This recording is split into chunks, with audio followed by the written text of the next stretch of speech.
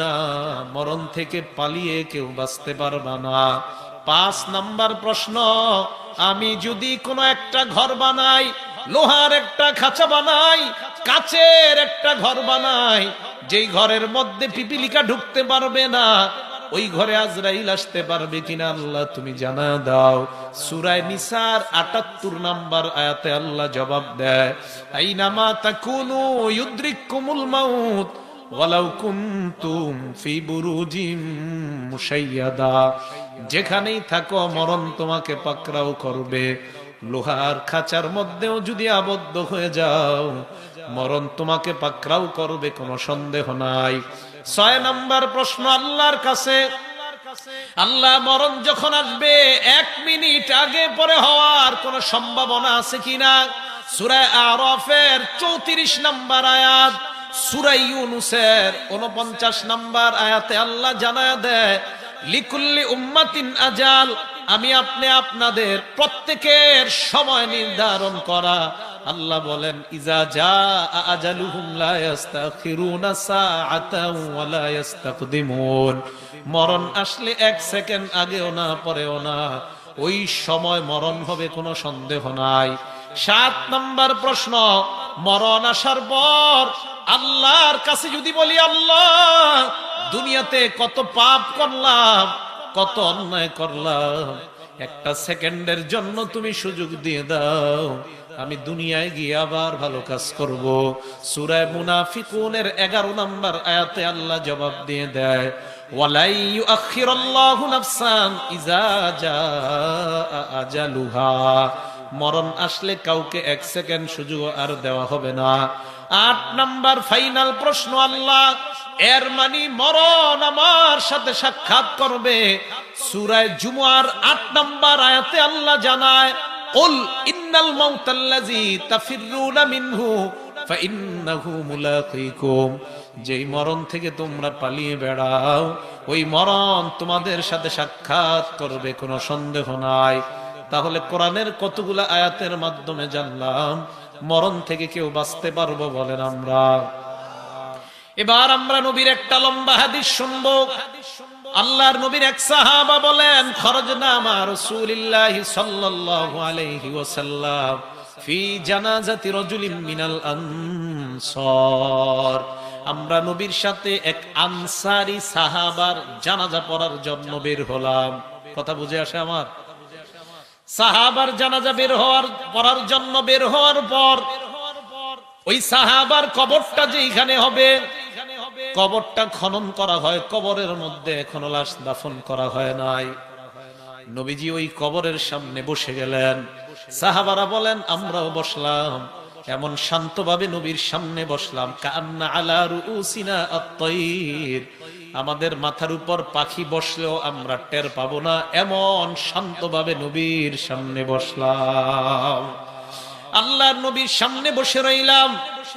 এবার আমার দিকে তাকান, সাহাবা বলেন, ফি ইয়াদিহি উদ, নবীর হাতে একটা লাঠি, ইয়ানকুতু বিহি ফিল আরদ, এই লাঠি দ্বারা নবী জমিনের মধ্যে আঁকাআঁকি করতে লাগলেন। আবার কবরের সামনে নবী বসলেন, আমরা সাহাবারাও নবীর সামনে বসলাম। আল্লাহর নবীর হাতে একটা লাঠি, এই লাঠি দ্বারা জমিনের মধ্যে আঁকাআঁকি করতে লাগলেন।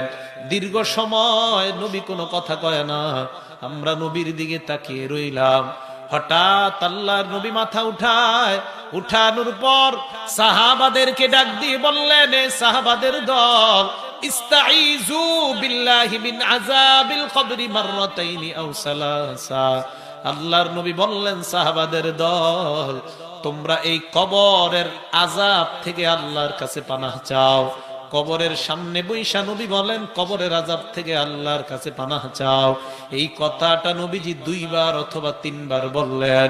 এবার আল্লাহর নবী বললেন, ফাইন্নাল আবদাল মুমিনা ইযা কানা ফি ইনকিতাইম মিনাদ দুনিয়া ওয়া ইকবালিম মিনাল আখিরা। আল্লাহর নবী বলেন, কোন ঈমানদার যখন দুনিয়া থেকে বিদায় নেওয়ার সময় হয়, আখিরাতের দিকে যখন রওনা হয়ে যায়, ওই ঈমানদারের আত্মাটা স্বাগত জানিয়ে আল্লাহর কাছে নিয়ে যাওয়ার জন্য আল্লাহর হাজার হাজার ফেরেশতা উপস্থিত হয়ে যায়। ফেরেশতারা আসার পর আবার কথা বুঝতেছেন তো? একটু না বুঝলে একজনে বলবেন হুজুর আবার কোন, ঠিক আছে তো?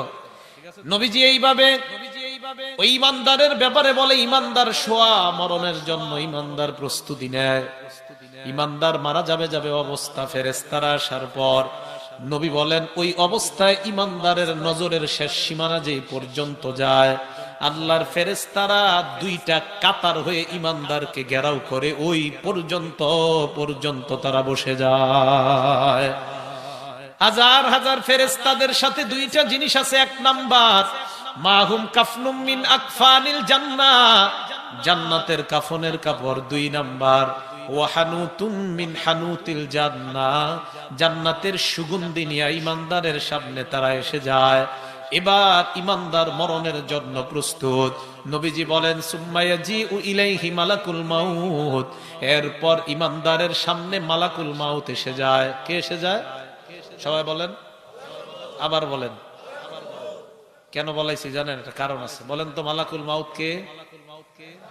আপনারা সামনে যারা আছেন বলেন। তাহলে ইমানদারের সামনে কে আসলো? না, মালাকুল মাউত আসছে। বলেন কে আসছে? মনে করবেন যেটা আপনাদেরকে দুই তিনবার বলাবো কোনো ঘটনা আছে, এই জন্য বলাই। ইমানদারের সামনে মালাকুল মাউত আসে। বলেন কে আসে? বাংলা হলো মৃত্যুর ফেরেশতা। বলেন এখন মৃত্যুর ফেরেশতার নাম কি? মালাকুল মাউত। আরেকটা নাম জানেন, নাম কি? আজরাইল। এখন এক আজরাইল কয়জনের জানে? মনে করেন একসাথে 20 জন মারা গেছে একই সময়, কাটটা নিছে। এই আমেরিকা 10 জন, বাংলাদেশে 10 জন, পাকিস্তান 10 জন, বিভিন্ন বিশ্বের 100টা দেশে 10 জন করে একই সময় মারা গেছে। তো আজরাইল কোন দেশে? না। তাহলে এই ভুল থেকে আমরা বাঁচতে হবে। হ্যাঁ, এই জন্য তো ওয়াজ মাহফিল, যেন আগের ভুলের উপর আমরা না থাকি, ঠিক না? মনে রাখবেন আজরাইল সবার জান নেয় না। আজরাইল হলো মালাকুল মাউত, মৃত্যুর ফেরেশতাদের লিডার। তার অধীনে লক্ষ লক্ষ ফেরেশতা কাজ করে। সুবহানাল্লাহ। দলিল 21 নম্বর পারা 15 নম্বর পৃষ্ঠা সূরা আলিফ লাম মিম আস-সাজদা। আল্লাহ বলেন কুল ইয়াতাওয়াফাকুম মালাকুল মাউতিল্লাযী উকিলা বিকুম সুম্মা ইলা রাব্বিকুম তুরজাউন। নবী আপনি বলেন কুল ইয়াতাওয়াফাকুম মালাকুল মাউত, হে নবী আপনি বলেন তোমাদের মৃত্যু দেয় মালাকুল মাউত। মালাকুল মাউত কে? আল্লাহ বলেন আল্লাযী উকিলা বিকুম, যেই মৃত্যুর ফেরেশতারা তোমার জন্য নির্ধারণ করা হয়, ওই মৃত্যুর ফেরেশতাটাই তোমার জানটা কবজ করবে। আজরাইল হলেন মৃত্যুর ফেরেশতাদের লিডার। তার অধীনে লাখ লাখ ফেরেশতা কাজ করে। যেই এলাকার যতজনের জান নেওয়া প্রয়োজন হয়, আজরাইল বলে যাও যাও জান নিয়ে আসো। তাহলে আজকে থেকে আমরা মনে রাখবো, জান যিনি নেয় তার নাম মালাকুল মাউত, মানে মৃত্যুর ফেরেশতা। তার ওই মৃত্যুর ফেরেশতাগুলা আজরাইল নামক সবচেয়ে বড় মৃত্যুর ফেরেশতার অধীনে কাজ করে। হ্যাঁ, এই কথা সত্য। মৃত্যুর ফেরেশতা যারা, তাদের মধ্যে লিডার হলেন আজরাইল, অন্যরা হলো তার অধীনে কাজ করে। তাহলে ইমানদারের সামনে যিনি আসে মনে রাখবো তিনি হলো মালাকুল মাউত। ওই মালাকুল মাউত আসার পর আল্লাহর নবী বলেন ইমানদারের মাথার কাছে বসে যায়। মাথার কাছে বসার পর ইমানদারকে ডাক দিয়ে বলে আইয়াতুহান নাফসুল হামিদা, হে প্রশংসনীয় আত্মা, উখরুজি তুমি বের হও, ইলা রাব্বিন রাদিন আনকি গায়রি গদবান, তুমি ওই আল্লাহর দিকে বের হও যে আল্লাহ তোমার প্রতি সন্তুষ্ট। শুধু তাই নয়, ওই আল্লাহ তোমার জিন্দেগীর সব গুনাহগুলা মাফ করে দিয়েছেন। আল্লাহর নবী বলেন একটা পাত্রের পানি যেমন আস্তে আস্তে বের হয়, ইমানদারের আত্মাটা মালাকুল মাউত ইমানদারের ভিতর থেকে এইভাবে কষ্ট দেওয়া ছাড়া আস্তে আস্তে বের করে নেয়। হাদিসে আসছে তাসিলু কামা তাসিলুল কাতরাতু মিন ফিস সিকা। সিকা শব্দের অর্থ পাত্র, ফি শব্দের অর্থ এই জায়গায় মুখ।